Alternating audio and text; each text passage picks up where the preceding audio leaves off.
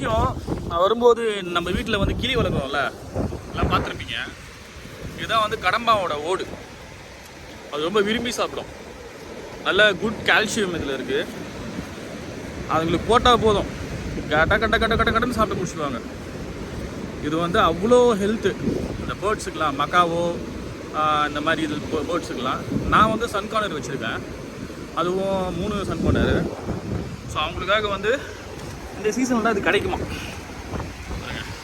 சரிதா,